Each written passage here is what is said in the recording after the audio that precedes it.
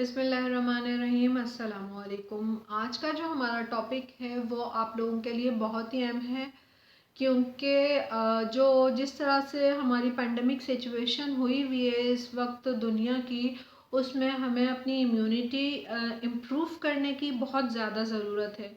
तो आज मैं इम्यूनिटी इम्प्रूव करने वाले वो फ्रूट्स, वो फूड आइटम्स जो इम्यूनिटी इम्प्रूव करेंगे आपके सामने एक्सप्लेन करूँगी, ताकि आप उससे ज़्यादा से ज़्यादा फ़ायदा उठा सकें और आप अपनी इम्यूनिटी इम्प्रूव कर सकें।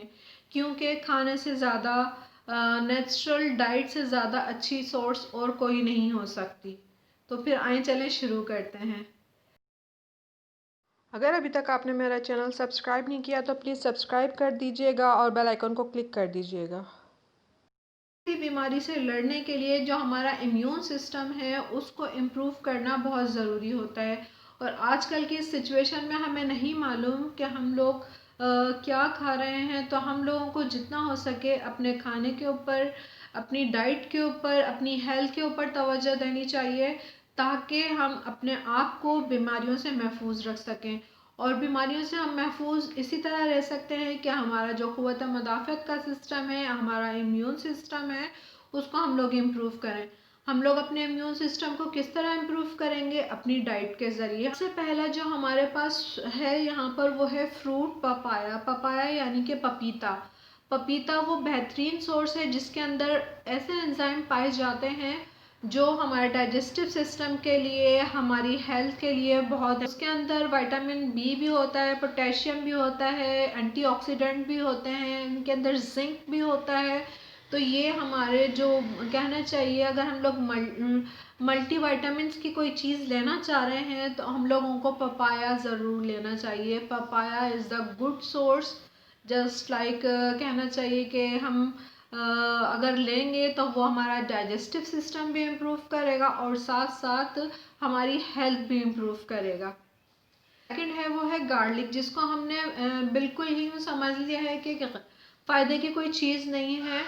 उसकी जो कहना चाहिए एक क्लोव होती है, यानी कि एक जो उसकी कली होती है, बिल्कुल एक सिंगल कली, उसको हम लोग अगर बेज़रर समझ रहे हैं तो वो हमारी गलती है।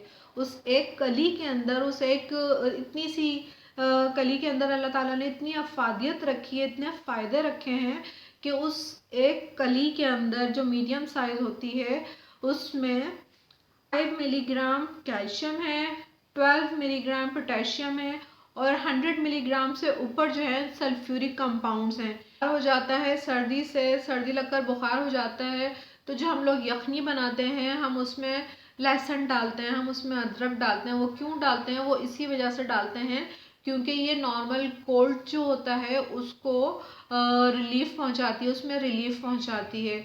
हमारा जो नेक्स्ट इंग्रेडिएंट्स है या हमारा कहना चाहिए सोर्स है वो है ग्रीन टी। अच्छा, जो ग्रीन टी होती है उसके अंदर फ्लेवोनॉइड होता है, जीसी जो एंटीऑक्सीडेंट होता है, वो एंटीऑक्सीडेंट हम लोगों का इम्यून सिस्टम जो होता है वो बहुत अच्छा कर देता है, इम्यून सिस्टम को इम्प्रूव करता है। क्योंकि जो हमारी ब्लैक टी होती है, ब्लैक टी जो होती है वो इसको कम्प्लीटली डिस्ट्रॉय कर देती है, ईसीजीसी को। तो हमें कहना चाहिए कि ग्रीन टी जो होती है वो हमारे इम्यून सिस्टम के लिए बहुत फ़ायदेमंद है। ये हमारे जो अमाइनो एसिड की एक गुड सोर्स है। तो हमारे जो ग्रीन टी है, अगर हम लोग कोशिश करें तो हम अपनी एक टाइम की ब्लैक टी या मिल्क टी जो होती है उसको रिप्लेस करें ग्रीन टी से, ताकि हमारा इम्यून सिस्टम जो है मज़ीद इम्प्रूव हो सके। क्योंकि इसके अंदर मौजूद जो एंटीऑक्सीडेंट होते हैं वो हमारे लिए बहुत फ़ायदेमंद है। हमारा जो नेक्स्ट ब्रोकली मल्टीविटामिन होती है, इसके अंदर विटामिन सी भी होता है, ई भी होता है, ए भी होता है, बी भी होता है।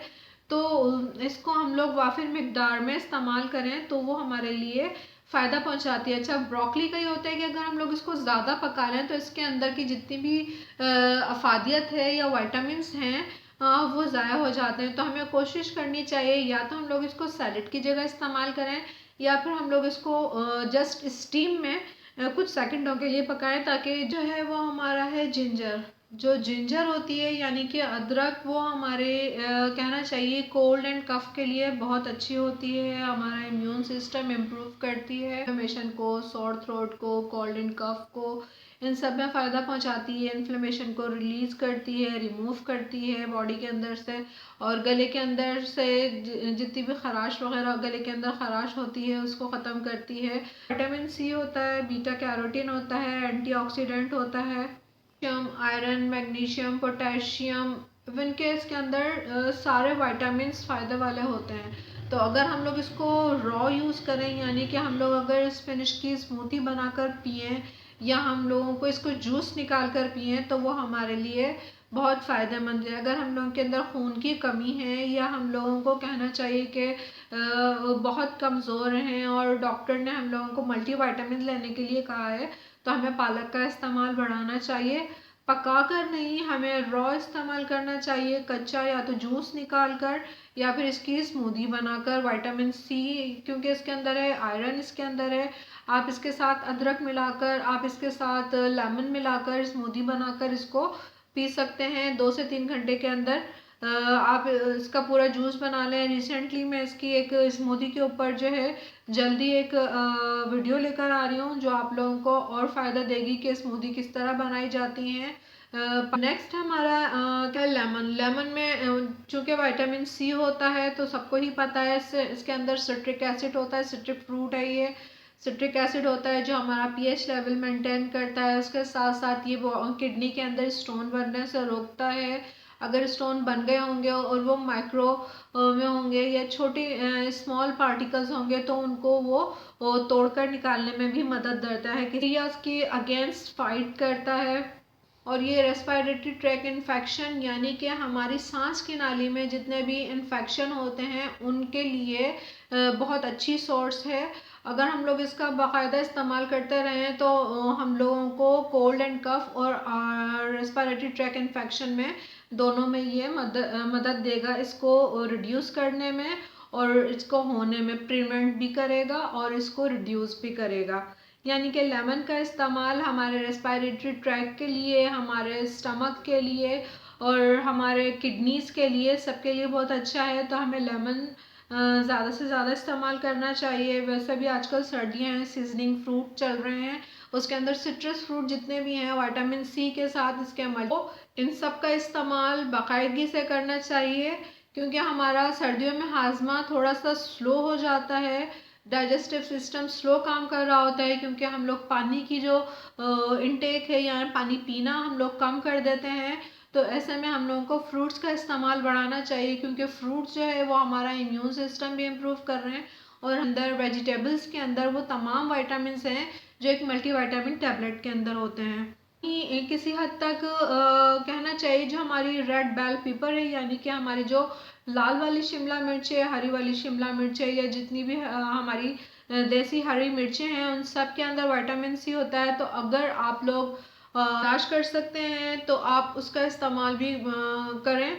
यानी कि जो ग्रीन चिली होती है या बेल पेपर होती है, रेड वाली शिमला मिर्च, ग्रीन वाली शिमला मिर्च, वो हमारे लिए बेहतरीन सोर्स है विटामिन सी की और हमारे इम्यून सिस्टम इम्प्रूव करेगी। एंटीऑक्सीडेंट होते हैं इनके अंदर, आँखों की बीनाई के लिए ये बहुत अच्छी होती है। इसके अंदर बीटा कैरोटीन होता है।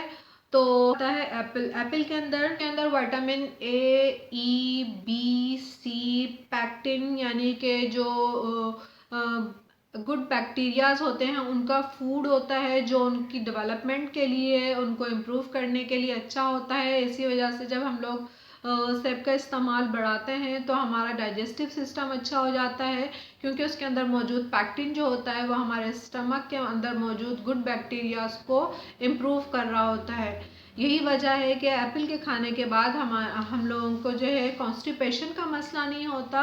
और सर्दियों में है वो सर्दियों के फ्रूट्स और गर्मियों में गर्मियों के फ्रूट्स को ज़रूर इस्तेमाल करना चाहिए। आप इन सब फ्रूट्स का इस्तेमाल बढ़ाएं, इंशाल्लाह आप लोगों का इम्यून सिस्टम ज़रूर इम्प्रूव होगा। क्योंकि इसके अंदर क्योंकि हम लोगों की जो कहना चाहिए हाजमा होता है वो स्लो हो जाता है, हम लोगों को चीज़ें हजम नहीं हो रही, तो ये फ्रूट्स होते हैं ग्रीन टी होती हैं ये बहुत हद तक हम लोगों को इन सब चीज़ों में फ़ायदा पहुंचाती हैं। ये हमारा हाजमा भी इम्प्रूव करती हैं और विटामिन्स भी प्रोवाइड कर रही होती हैं। उम्मीद है मेरा आज का टॉपिक आप लोगों को अच्छा लगा होगा। अगर अच्छा लगा हो तो प्लीज़ लाइक कीजिएगा, शेयर कीजिएगा और जो है अपनी सेहत का ख्याल रखें, अपनी सेहत को बरकरार रखने की कोशिश कीजिए क्योंकि सेहत दुनिया की सबसे बड़ी नेमत है। नेक्स्ट टॉपिक तक के लिए मुझे इजाज़त दीजिए। अल्लाह हाफिज़।